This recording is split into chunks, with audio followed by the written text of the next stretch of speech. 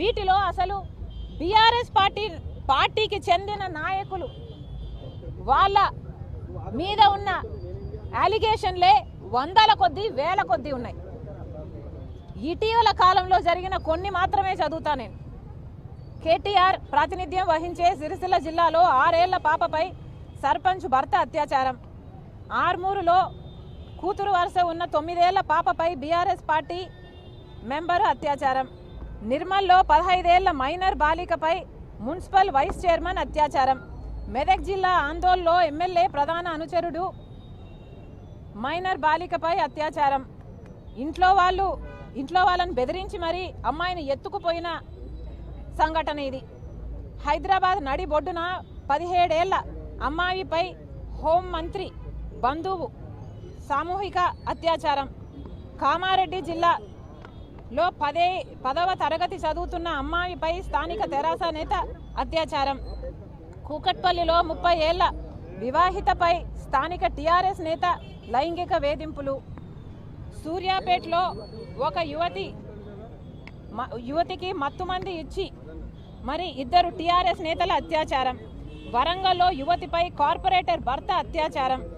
Hyderabad necklace రోడ్లో తెరాస నేతల కొడుకులు మైనర్పై gang rape. MLA Thatikonda Rajaiah తమ్ముడు తాడికొండ సురేష్ ఇంటి నిర్మాణం పర్మిషన్ కోసం లంచం డిమాండ్ చేసి మహిళలను లైంగికంగా వేధించాడు. కొత్తగూడెం ఎమ్మెల్యే వామన వెంకటేశ్వరరావు కొడుకు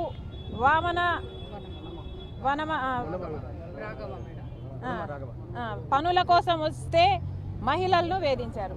ఏమిటండి ఇది? బీఆర్ఎస్ పార్టీ నాయకులే ఇంత ఘోరంగా మహిళల పట్ల గౌరవం లేకుండా వ్యవహరిస్తున్నారంటే వీళ్ళను పాలకులు అనాలా లేకపోతే తాలిబాన్లు అనాలా? మహిళలకు మరి బీఆర్ఎస్ పార్టీ పాలకపక్షం వాళ్ళకు భరోసా కల్పించాల్సింది పోయి భరోసా యాప్కు దిక్కులేదు, భరోసా కల్పించే వాడు దిక్కులేడు. ఏమి అన్యాయం ఇది? నడి రోడ్డు మీద లాయర్లను నరికి చంపితే, భార్యాభర్తను నరికి చంపితే ఏం చేశాడు కేసీఆర్ గారు? మరియమ్మను లాకప్లోనే చంపేస్తే ఏం చేశారు కేసీఆర్ గారు? అసలు కేసీఆర్ గారు ఏం చెప్పాడు? మహిళలపై ఎవరైనా కన్నేస్తే గుడ్లు పీకుతాను, తోలు తీస్తాను అన్నాడే. మరి అలాంటప్పుడు హైదరాబాద్ నడి బొడ్డునే ఒక చిన్న పిల్లని ప్రభుత్వ వాహనంలోనే రేప్ చేసిన వాళ్ళల్లో మంత్రుల మనవాళ్ళు, మిత్రపక్ష ఎమ్మెల్యేల కొడుకులు ఉంటే మరి ఏం చేశాడు కేసీఆర్ గారు?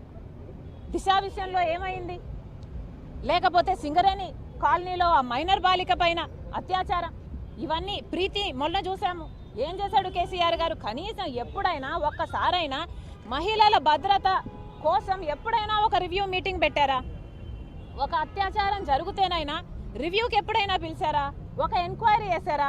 ఆ ప్రీతి మర్డర్ కేసులో ఎంక్వైరీ వేయమని ఎన్నిసార్లు ఎంతమంది అడుగుతున్నా కనీసం వేయాలన్న సోయి కూడా లేదా? ఎందుకు ఇంత వివక్ష మీకు ఆడవాళ్ళంటే? ఎందుకు ఇంత చిన్న చూపు మీకు ఆడవాళ్ళంటే? అసలు ఈరోజు ఎలా తయారైందంటే డబ్బున్నవాడికి, అధికారం ఉన్నవాడికి ఒక న్యాయం, బీఆర్ఎస్ పార్టీ వాళ్ళకు ఒక న్యాయం, సామాన్యులకు ఒక న్యాయం. ఒక పేదవాడు తప్పు చేస్తే అర్ధరాత్రే కాల్చి చంపేస్తారు. కానీ అదే బీఆర్ఎస్ పార్టీ మనవల్లో, బీఆర్ఎస్ పార్టీ నాయకులు ఎవరైనా తప్పు చేస్తే ఏ యాక్షన్ తీసుకోరు, యథేచ్ఛగా వాళ్ళు రోడ్ల మీదనే తిరుగుతున్నారు. అంటే ఏం చెప్తున్నాడు కేసీఆర్ గారు? మేము డబ్బుకు అమ్ముడుపోతున్నామనే చెప్తున్నారు కదా. ఎవరు ఎక్కడ మేనేజ్ చేసుకోగలరో అక్కడ బయటపడుతున్నారు కదా. పేదవాడన్న వాడికి విలువ లేకుండా పోయింది బంగారు తెలంగాణలో. మహిళలకు అసలు రక్షణే లేకుండా పోయింది బంగారు తెలంగాణలో.